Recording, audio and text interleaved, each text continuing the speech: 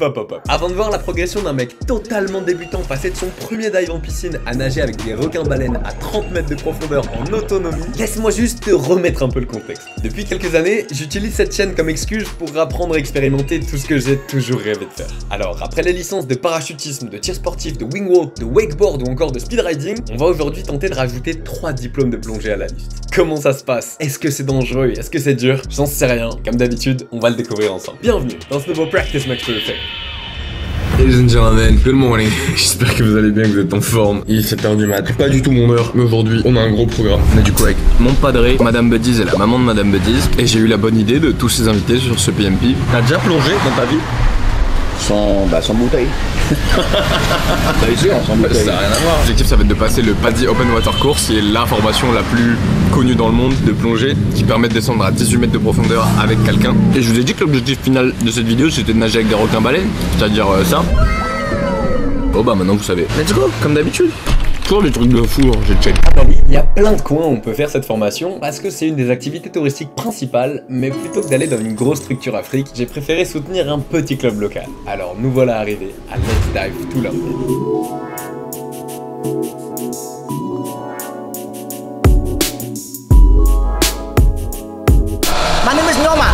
C'est Nyoman, notre instructeur de plongée indonésien qui sera en charge de la sécurité pendant cette formation. Et comme avant chaque activité où on peut potentiellement perdre sa vie, il faut signer la décharge de mort. Bon, comme d'hab, je sais pas trop ce que je signe, mais s'il y a un seul truc à retenir, c'est que je confirme que c'est pas de leur faute en cas de blessure ou de mort. Voilà. Malgré ça, tout le monde a l'air d'être plutôt content. I'm feeling great. Enfin, presque tout le monde. Je suis stressé à mort, je sais même pas, merdier. I'm very excited and I go for it. Yeah. Regardez ce qu'on a fait livrer à Bali. Est-ce que t'as assez de liché? I don't know. Ah moi j'adore, c'est mon préféré. Ah non, qu'est-ce qu'ils ont envoyé? Eh non, non. Ah, Europe, what? Et si cette charmante demoiselle tient autant à Pétamagour d'Europe, c'est peut-être pas pour rien. Si tu connais pas encore Europe, c'est le moyen d'aromatiser subtilement ton eau sans rajouter une seule calorie grâce à la rétro-olfaction. Costaud Europe. Un mot bizarre pour dire que grâce à plein de microbulles d'air, quand tu relèves ton pod comme ça, ton cerveau interprète l'odeur comme si t'avais une eau aromatisée à la pêche, au citron, au cassis ou bien plus encore. En plus, ils ont sorti ces deux modèles de gourdes en acier inoxydable qui te permettent de garder ton eau froide ou ton collagène coffee chaud toute la journée. Bref, Europe, c'est 30 goûts différents pour 0 édulcorant, 0 additif, 0 allergène et 15% de réduction avec le code Tristan. Alors pour les curieux, le lien est dans la description. Attendez, la pêche. La pêche. Approuvé par le papa. Pratique make pêche. Petite explication de ce qu'il faut faire et pas faire pour avoir le diplôme. C'est donc dans cet endroit totalement insonorisé qu'on attaque notre formation. Ah oui, je t'ai dit, c'est un club local, là on est en mode baliné, hein, c'est la street. Hein. Là, en gros, on voit les bases techniques de ce qu'il faut faire et ne pas faire pour 1. Ne pas mourir sous l'eau et 2. Tenter de valider notre diplôme officiel de plongée. Pour vous résumer ça en évitant tous les points techniques relous, règle numéro 1, en plongée sous-marine, tu ne t'arrêtes jamais de respirer. Que ce soit pour éviter les changements de pression à l'intérieur de tes poumons, pour évacuer le dioxyde de carbone ou simplement être oxygéné, c'est la base. Petit 2, tu dois toujours plonger accompagné de ce qu'on appelle internationalement, mesdames et messieurs, tenez-vous bien, un diving buddy. Point numéro 3, parce que je vais pas tous te les faire non plus, tu dois apprendre à tout faire tout seul. De la prépa de ton équipement à tous les gestes nécessaires pour te sauver toi ou ton buddy en cas de problème sous l'eau. Et si, les problèmes sous l'eau, ça arrive beaucoup plus vite que prévu. Ah, et qui dit sous l'eau, dit impossible de parler du coup, donc faut absolument apprendre à communiquer avec les gestes. Et l'air de rien, il y en a un paquet qui sont pas forcément super instinctifs. Genre pour moi, dire que tout va bien, bah instinctivement je fais ça, sauf que ça veut dire je veux remonter. Donc ouais, vaut mieux éviter de se tromper quoi. Et là il va te demander combien il y a de pression. Tu seras à 100, tu dis que tu fais comme ça. Tu fais pas ça, toi, tu vas faire comme ça. Non. 2 méthodes. Là il va te demander à combien. C'est stylé que toi t'expliques en espagnol et moi en français. Pour cette partie théorique, on essaye de rester un tant soit peu sérieux parce que bah il y a un test écrit comme à l'école. Et du coup faut retenir un peu tout ce qu'il nous dit là, c'est pas pour rien. Bref, après la théorie, on passe à la pratique et c'est maintenant à nous de préparer notre matériel. Première chose que je tiens à dire, c'est que le sponsor de la vidéo a totalement géré à m'envoyer une bouteille en acier inoxydable parce que ça ressemble totalement à un cylindre. Et en gros, on vient d'apprendre comment connecter tout le bordel entre eux, comment faire que ce soit bien sécurisé. Ça tout ça.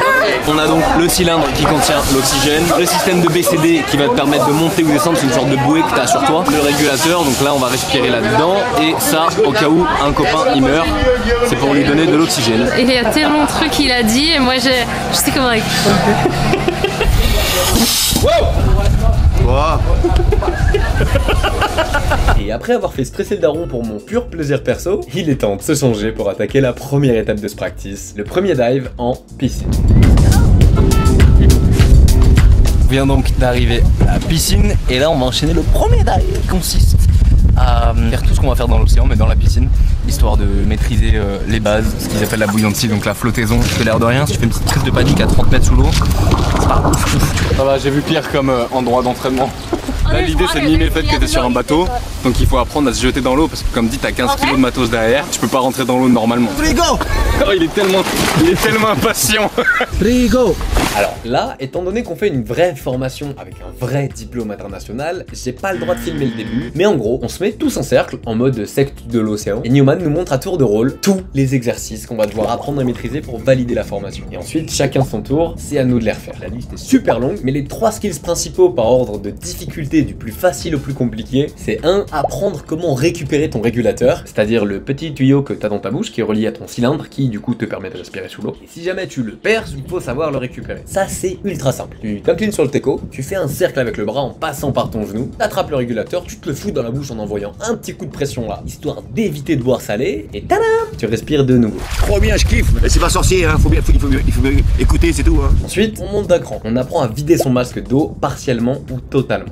Là, avec ce skill, on passe tout de suite au niveau difficile. L'objectif de ce skill, c'est simplement de t'apprendre à réagir quand tu auras de l'eau dans le masque. Et dans la théorie, il n'y a rien de compliqué parce que t'as juste à incliner doucement la tête en arrière tout en soufflant par le nez. Et en faisant ça, abracadabra, c'est magique, l'eau est plus dans ton masque et c'est tout propre. En théorie. Sauf que dans le concret, c'est un des skills les plus délicats pour les nouveaux plongeurs parce que tu vois plus, t'as de l'eau qui rentre dans tes narines et t'as une chance sur 2 d'avoir le réflexe humain et inconscient d'inspirer par le pif et donc de boire une méga tasse qui entraînera à coup sûr un début de crise de panique. Et paniquer sous l'eau, c'est jamais trop une bonne idée quoi. Bref, ça c'était pour le vidage partiel. Après, t'as aussi le cas de figure du vidage total du masque. Par exemple, si un requin a envie de taper un gros sur ton gros crâne comme ça quoi. J'ai galéré un peu à sortir l'eau du masque une fois que t'es sous l'eau. Mais globalement ça va. Après, comme dit, on en voit une dizaine d'autres, genre ça, ça ou ça. Mais pour finir, le skill le plus dur généralement, c'est la buoyancy. Non, ça a rien à voir de à quel point t'es bouillant ou pas. Ça veut simplement dire la flottabilité. En fait, un très bon plongeur doit savoir rester stable au même niveau tout le temps. Et ça, mon pote, c'est un travail millimétré pour plein de raisons. Parce que déjà, il faut gérer l'air qu'il y a dans ton gilet de BCD. Vulgairement, tu peux te dire que c'est la grosse bouée qu'on a sur nous. En gros, quand t'appuies là, ça gonfle la bouée. Quand t'appuies là, ça dégonfle la bouée. Et du coup ça te fait monter ou descendre sous l'eau. Maintenant, les choses se compliquent un peu plus. Parce qu'une fois que tu as géré ta bouée extérieure, il faut maintenant gérer ta bouée intérieure. C'est-à-dire tes poumons. T'as pas raté les cours de SVT en 6ème. T'es conscient que quand tu respires, il y a quand même pas mal d'air qui rentre et qui sort de tes poumons. Et donc forcément, ton rythme respiratoire influe énormément sur ta buoyancy. Et dernier point, comme si ça suffisait pas, à ça, faut rajouter la pression de la profondeur qui vient comprimer les gaz de ton corps et de tes équipements. La combustion de l'air, parce que plus tu respires, plus ta bouteille se vide, donc plus ça affecte ta flottabilité, et plein d'autres points techniques chiants qui font que c'est vraiment compliqué de ne pas faire Flappy Bird quand on est débutant sous l'eau. Et au cas où tu te demanderais à quoi ça sert, juste comme ça, si jamais tu gères mal ta flottabilité à 30 mètres de profondeur et que tu te mets à remonter à la surface par inadvertance, les changements de pression vont dilater tes poumons, le gaz dissous dans ton sang va former des bulles, et t'as à peu près 100% de chance de faire un accident de décompression qui dans le meilleur des cas va t'empêcher de respirer et juste te faire cracher un peu de sang, et dans le pire des cas, peut simplement te tuer. Voilà. On est exactement sur la même plage où on a appris à faire du freediving avec Dilou l'année dernière. C'est incroyable, j'ai plein de souvenirs là qui me reviennent en tête. Je voulais voir Dilou plus souvent avec moi sur les practices parce que L'air de rien, 12 mètres ça commence quand même à taper, que ce soit niveau égalisation ou poumon et tout. Franchement pas trop d'appréhension, ça va, parce qu'avec le freediving bah on n'est pas novice, tu vois, dans l'eau on est habitué entre guillemets. Mais bon, l'air de rien, j'ai envie de descendre jusqu'à plus de 30 mètres dans cette vidéo. Donc voilà. À peau de dauphine.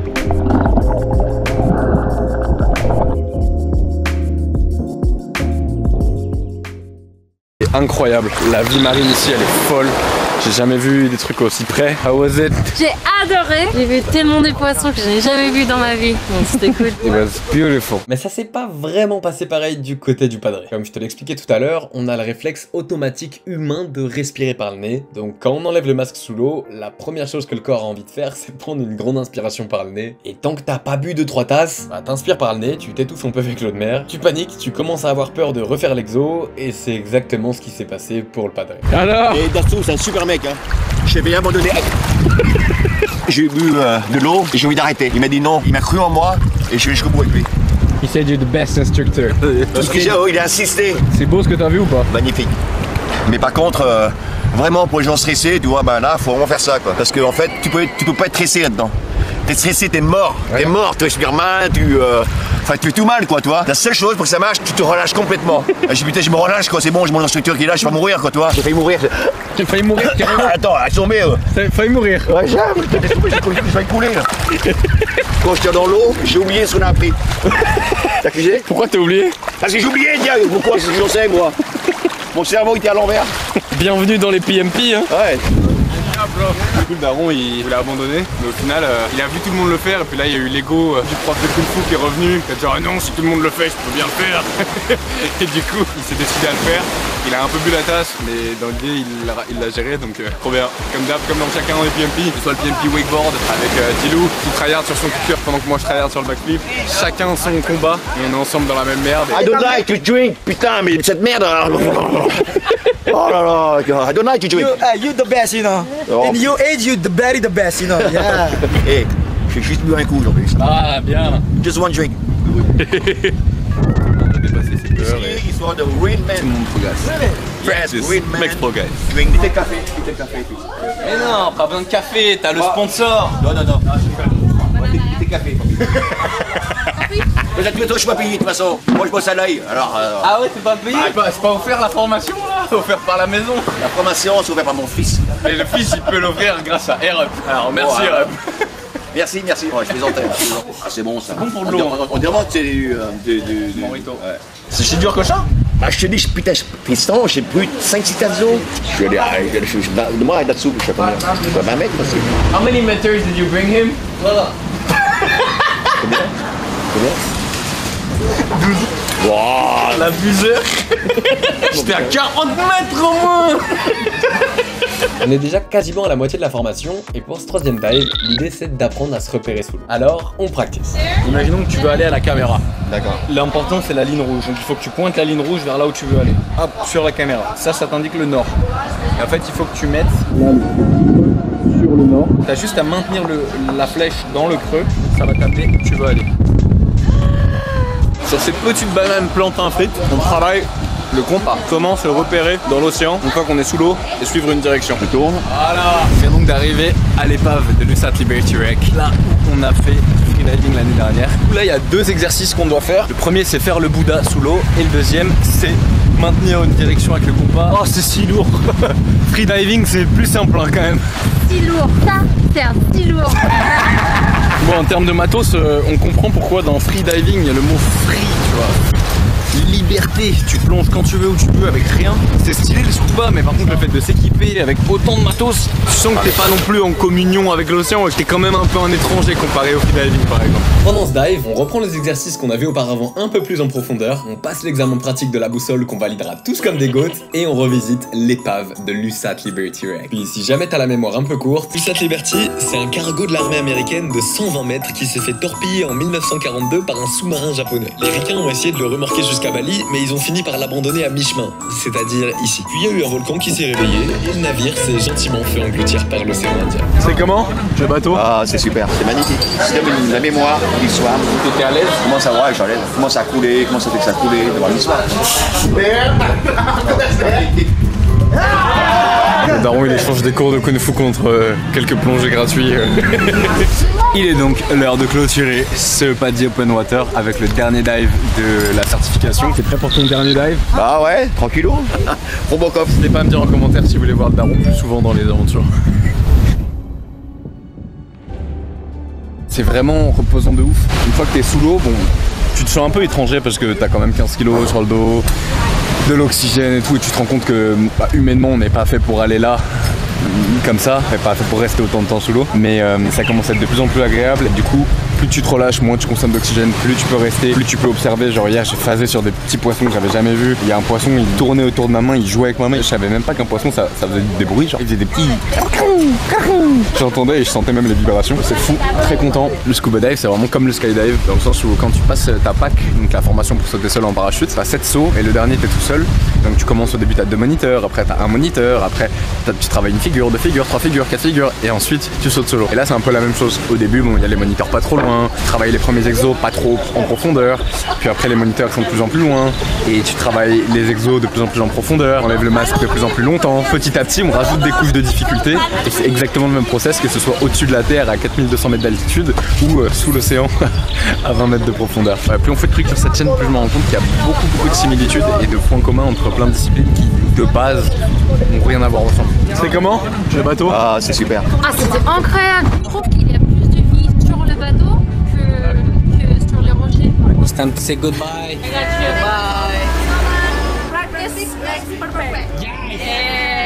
Bon bah, ça y est, les 5 plongées de l'Open Water sont validées et la formation est brillamment réussie par tous les élèves de la pro. Mais de mon côté, vous me connaissez, je suis un peu perfectionniste. Ladies and gentlemen, good morning. Moi, ça fait un mois que j'ai posé la vidéo et que je suis parti vous tourner l'île déserte et le spearfishing. Donc ça fait bien longtemps que j'ai plus plongé. Et je vous ai demandé sur Insta et vous voulez pas que je termine la vidéo comme ça. Alors, oh shit. Here we go again. Ben, mesdames et messieurs, nous voilà officiellement signés pour la formation Advanced Open Water Diver Motherfucker. Comment ça j'ai rajouté le dernier mot? Je vois pas de quoi tu parles. On n'a pas trop de time, on attaque dans 1 heure et j'ai plein de cours en ligne à lire pour pas mourir. On va vite prendre un petit déj. Let's go. Ça va, on a vu du petit déj, j'ai pas à plaindre. Sur ce décor paradisiaque, faisons un petit récap d'où on en est. C'est la merde hein. Je pensais que l'Open Water Paddy Course c'était comme la formation en parachute, c'est-à-dire tu fais une formation une fois, il y a plein de trucs super stylés qui se passent, et il y a quand même du challenge, j'y suis allé, j'ai filmé tout ça et tout, puis après j'ai regardé les rushs et je me dis ah mais en fait c'est un peu facile. Je sais pas si c'est parce que j'ai l'habitude de faire que des trucs de fou sur cette chaîne, ou si c'est parce que je deviens de plus en plus perfectionniste avec mon contenu, mais je me suis dit mais en fait j'ai pas assez pour en faire une vidéo parce que en soi en quelques jours tout le monde peut le faire et j'ai pas eu cette notion de challenge. Du coup c'est pour ça qu'on est là à Agility pour envoyer l'Advanced Open Water. Et là par contre mon poteau, on discute. Le principe de l'Advance, pour descendre à, si je dis pas de bêtises, je crois que c'est 28 mètres de profondeur. Tout de suite, ça calme un peu plus, tu vois. On est vendredi 1er septembre, il est 7h27. C'est parfait parce qu'on plonge à 8h30 et là j'ai 1 heure pour checker le cours en ligne comme d'hab. Élève retardataire, on s'y met maintenant. Alors on apprend les nouveaux briefings avec les nouveaux instructeurs et on attaque le premier adventure dive. Donc là ça part sur la dérive. On va sauter d'un bateau et se laisser tomber du bateau à une trentaine de mètres directement et ensuite suivre le courant. Ça fait un peu peur. L'open water, il n'y avait pas trop de challenge et là il y a quand même du challenge. Vas-y hein, on y va comme d'hab. Le but de cette chaîne c'est de tester et apprendre et découvrir des trucs de fou tous les jours. Allez, let's go. Dans la formation Advance, il y a 2 dives obligatoires et 3 que tu choisis toi-même. Et là on commence directement l'apprentissage avec l'un des dives de mon choix, le drift dive ou la plongée en dérive. Le principe de ce dive est très simple, on va simplement apprendre à servir des courants marins pour se laisser porter tout au long de sa plongée. En théorie, quand tu fais un bon drift dive, l'idée c'est de pouvoir parcourir une plus grande zone de plongée tout en restant plus longtemps sous l'eau parce que t'économises de l'oxygène étant donné que tu palmes moins. En pratique c'est super stylé parce que t'as l'impression d'être sur un tapis roulant de l'océan, donc t'as vraiment la sensation de glisser en flottant au-dessus des récifs coralliens et ça c'est super apaisant. Et après 15 bonnes minutes passées à se faire kiffer dans le courant, on en sort à un spot qui s'appelle Shark Point à 20 mètres de profondeur et comme tu peux le voir avec les signes comme fait ma prof, ce lieu porte bien son nom. Les requins de récif à pointe blonde chassent principalement la nuit, donc le jour, comme on peut le voir là, ils se reposent. De mon côté c'est la première fois que j'en vois, donc déjà c'est fou, encore plus d'aussi près, et malgré tout le mal qu'on dit sur eux, moi je vois juste un gros poisson pas trop compris, qui en plus d'être essentiel à l'écosystème marin, a pas l'air d'être si méchant que ça. Sérieux, regarde-le, il est chill. Mais laisse-moi dormir. Pour la petite anecdote, j'ai appris juste après que chez ces requins, c'est la loi du plus fort depuis tout bébé dans le ventre de leur daronne, parce que les embryons se développent en bouffant leurs frères et sœurs. Sympa, l'ambiance à la maison. On sort du coup là du premier dive de l'Advanced, on a fait 44 minutes à 21 mètres, donc c'était pas 26 au final, donc on était dans un endroit un peu moins profond, et on a fait une entrée en flottaison négative, donc un peu intimidant au début, j'ai un peu perdu mes repères au tout début, mais en vrai ça va, t'y prends vite goût, et ensuite incroyable, j'ai tapé mon meilleur face-to-face avec une tortue, j'avais jamais observé une tortue d'aussi près, elle a pu voir mes énormes boutons en 4K60 elle aussi, à niveau vie marine c'était ouf, il y avait plein de petits êtres, donc ça se passe plus sur le plan micro, et vraiment cool pour s'y remettre. Après l'open water c'était il y a quand même un mois, donc j'avais un peu d'appréhension et tout, mais en vrai vraiment content de ce dive. Ah oui, c'est la première fois que j'étais aussi près de requins de toute ma vie. Alors ça a duré 44 minutes, mais en feeling ça a duré 20 minutes, parce qu'en fait quand t'es sous l'eau tu perds tous les repères et comme un gosse tu vois, t'observes tout avec un œil nouveau et bref.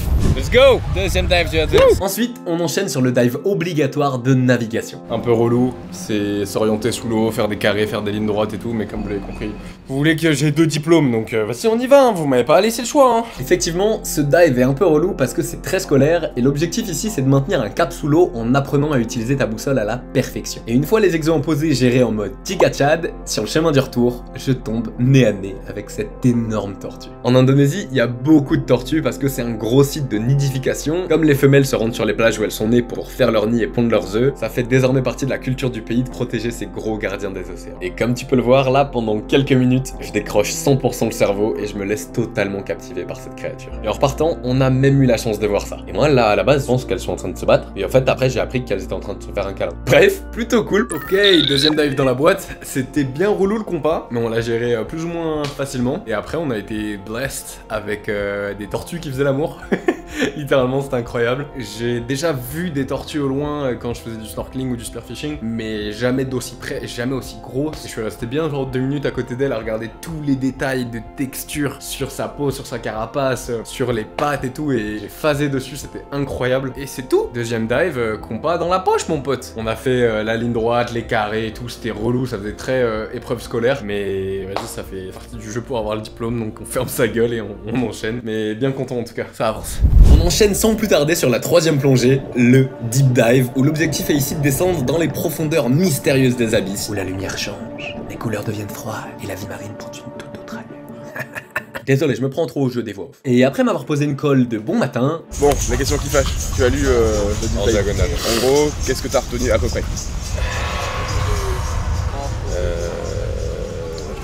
On voit pendant le briefing de ce troisième dive les risques potentiels de descendre plus en profondeur. Alors une fois le briefing fini, ni une ni deux, on s'équipe et on fait notre première entrée négative du bateau. C'est-à-dire qu'on se laisse couler comme une encre de la surface à 30 mètres de profondeur d'un seul coup. Et même si ça fait un peu peur, ce feeling de se laisser emporter par les profondeurs, c'est grave stylé. Bon, normalement la limite maximale de profondeur autorisée, c'est 30 mètres. Mais sur mon ordinateur de bord, c'est marqué 31.4. Donc on va faire comme si on n'avait rien vu. Bref, à cette profondeur, tout est beaucoup plus stylé. En plus, qui dit plus de vie marine, dit plus de nouveaux copains. Donc on en apprend grave sur l'écosystème aquatique. Genre lui là, c'est un pufferfish, un petit poisson ballon, tout ce qu'il y a de plus mignon, tu me diras. Ouais. Bah derrière son petit air trop kiki, ce poisson contient en fait l'un des poisons les plus puissants du règne animal, dont on n'a toujours aucun antidote à l'heure actuelle. En fait, sa chair est comestible, mais pas ses organes. Et au Japon, il y a des maîtres fugu qui passent leur vie entière à apprendre à cuisiner ce poisson. Et pour dire à quel point c'est fou, l'empereur a l'interdiction légale d'en manger, et les dauphins s'amusent à se faire tourner volontairement le pufferfish pour qu'il relâche ses neurotoxines, parce qu'à grosse dose, ça les tue, mais à petite dose, devine quoi, ça les défonce. Ouais, en gros, c'est un peu le joint de l'océan, quoi. Bref, j'aime trop cet animal. Et maintenant qu'on est en profondeur, on nous montre les effets de la pression sur un œuf et les changements de couleur induits par le manque de lumière ici. Alors après avoir fait du volet avec un jaune d'œuf et manger un peu de prot à 30 mètres de profondeur, on remonte gentiment, on respecte le palier de décompression et on se met déjà à bosser sur les 2 derniers dives qui nous permettront peut-être de devenir un vrai plongeur. Je t'épargne les détails, mais le 4e dive c'est le Peak Performance Buoyancy, dont l'objectif est très simple, devenir un professionnel de la flottabilité. Ici, le test final qui va faire que tu valides ou non ton diplôme, c'est de traverser un carré d'1 mètre par 1 mètre, sans palmer, sans toucher à ton équipement et simplement avec le contrôle de ta respiration. Et à en voir mon buddy bien meilleur que moi rater l'épreuve en touchant la structure avec sa tête, ça met un peu la pression, mais on prend une petite inspiration, on apprend de son erreur, on se focus, et ça, c'est la tête d'un mec qui flex parce qu'il vient de réussir son examen sans avoir révisé.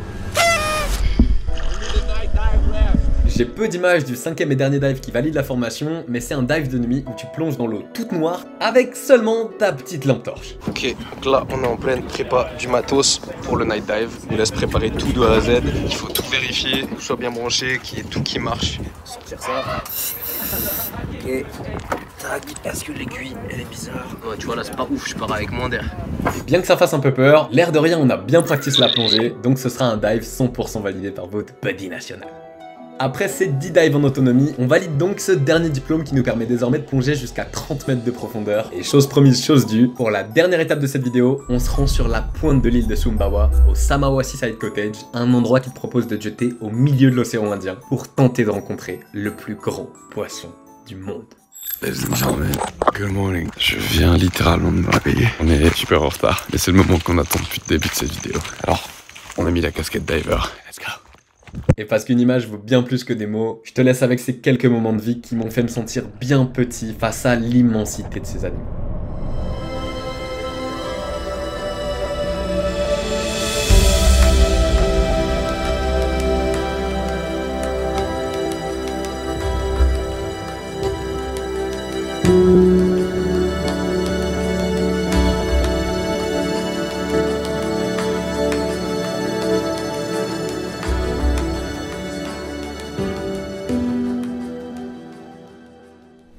Bon bah, encore une case de cocher. On descendra pas à 100 mètres de profondeur demain, mais on a 3 diplômes de plus et on a encore appris à expérimenter dans un domaine totalement fou. Ladies and gentlemen, bye.